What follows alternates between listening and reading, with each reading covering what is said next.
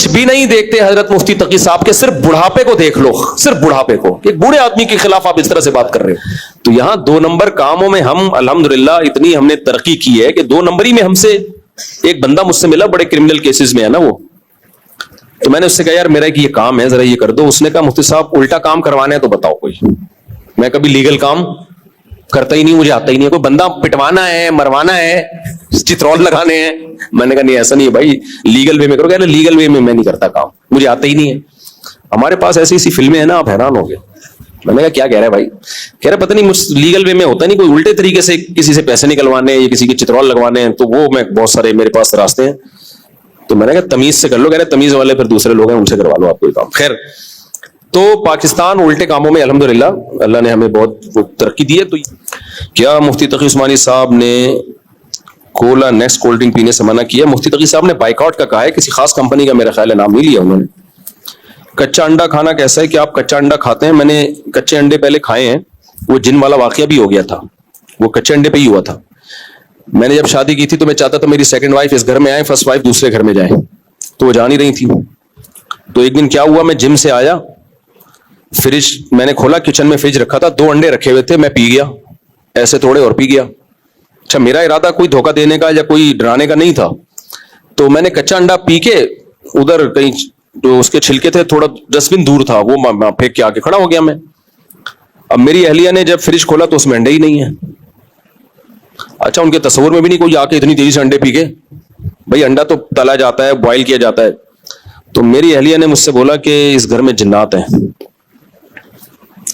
मैंने कहा क्यों?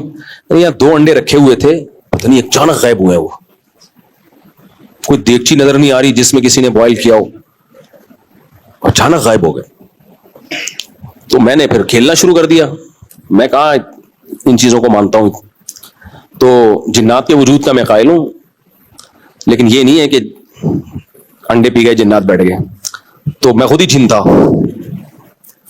तो घर वालों ने कहा कि भाई ये जिन, मैंने कहा अब क्या करने, कह रहे मुझे इस घर से ले चले। मुझे पहले ही शक था, यहाँ कुछ आवाजें आती थी मुझे, तो यहाँ कुछ असरात हैं।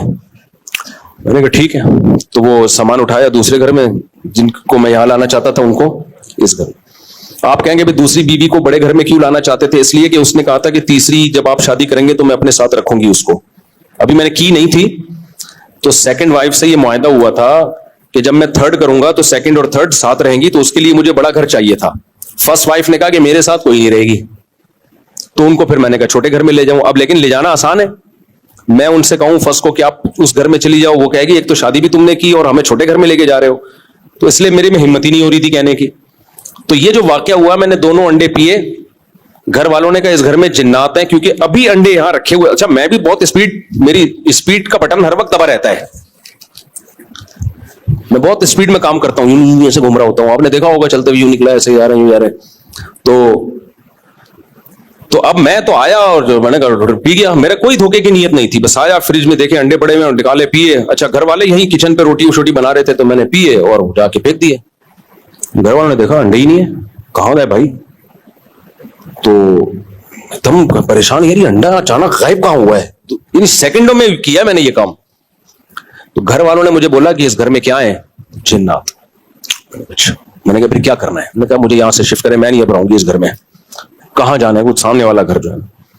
ठीक है, अल्लाह का बड़ा फजल हुआ, सामान लपेटा और मैं भी घुन्ना, मैं बता नहीं रहा कि मैंने पिए हैं।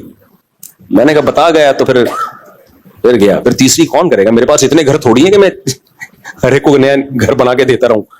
उस वक्त तो नहीं बना सकता था मैं, तो यानी किराए पे भी रख सकता था मैं उस वक्त। मेरी माली हालात इतनी, अब भी उस वक्त भी बहुत अच्छे थे, अब भी बहुत अच्छे हैं, लेकिन अब की निस्बत इतने अच्छे नहीं थे। तो फिर मैंने यही किया, फौरन सामान शिफ्ट किया, उनको यहां ले आया, तीसरी शादी की। फिर क्या हुआ है, फिर भी नहीं बताया। ये मेरे बयान से पता चला है घर वालों को कि वो वाकया असल में इतने अरसे बाद बता दिया, जब बच्चे भी पैदा हो गए, तीसरी शादी भी हो गई। मैंने कहा बता दिया ना, ऐसा ना वापस आ जाए। तो अब तो बात बहुत पुरानी हो गई ना, ये 2011 या 12 की बात कर रहा हूं मैं, 2012 या 11 की बात कर रहा हूं मैं। तो उसके बाद मैंने पिछले साल ये वाकया बताया, तो घर वालों को पता चला, जिन भी नहीं थे। तो कुछ चीजें ऐसी होती हैं जो किसकी तरफ से होती हैं, तभी अल्लाह कह रहे तुम निकाह करो, मदद कौन करेगा? अल्लाह।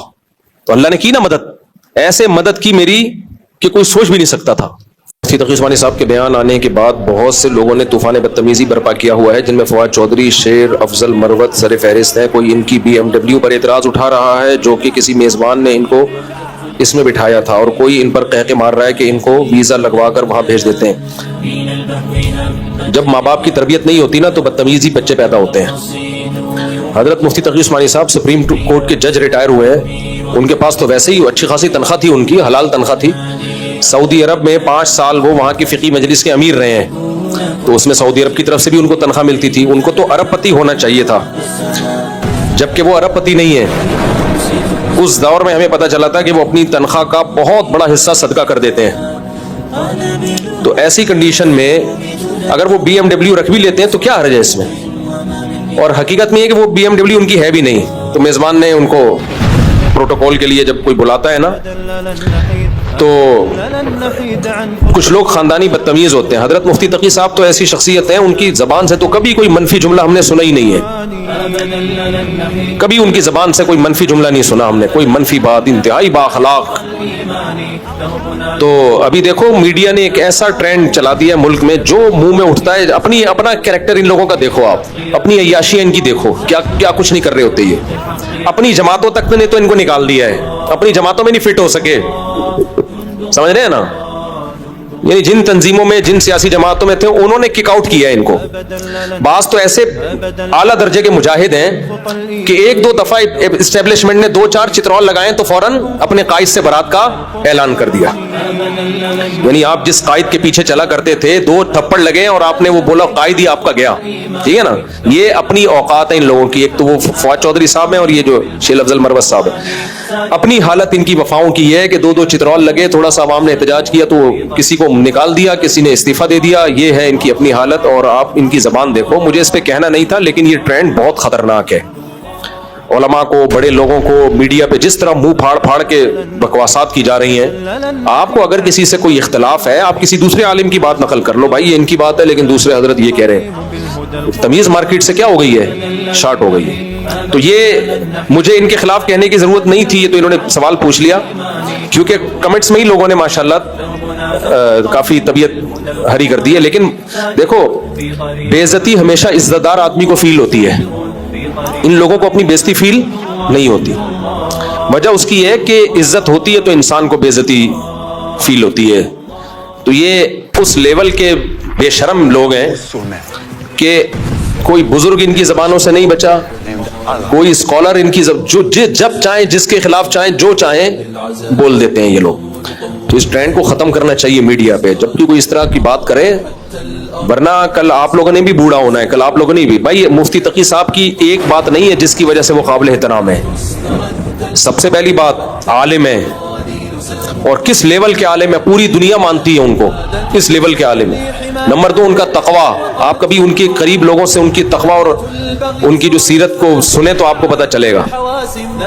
تیسری چیز اخلاق, اتنی زندگی گزار دی, کبھی کسی کا نام لے کے اس پہ بھکتیاں کسنا, کتنے نپے تلے الفاظ وہ زبان سے نکالتے ہیں. جب کوئی بات کرتے ہیں کتنی دفعہ اس کو ریپیٹ کرتے ہیں کہ کوئی مبالغہ آرائی نہ ہو جائے. میں نہیں کہہ رہا کہ انسان خطاؤں سے پاک ہے, ہر انسان سے غلطی ہو سکتی ہے, حضرت سے بھی ہو سکتی ہے, لیکن کوالٹیز کتنی ہیں. چوتھی بات, بوڑھے بھی ہیں. بوڑھا تو یار کوئی غیر مسلم بھی ہونا تو انسان اس کی عمر کا خیال کر لیتا ہے کہ یار یہ بوڑھا آدمی ہے, اس کی سفید بالوں کا انسان خیال کر لیتا ہے, اس کے بڑھاپے کا خیال کر لیتا ہے. مگر خاندانی بدتمیز ہوگا, اس کو نہ کسی کی داڑھی کا خیال ہوگا نہ کسی کے بڑھاپے کا خیال ہوگا.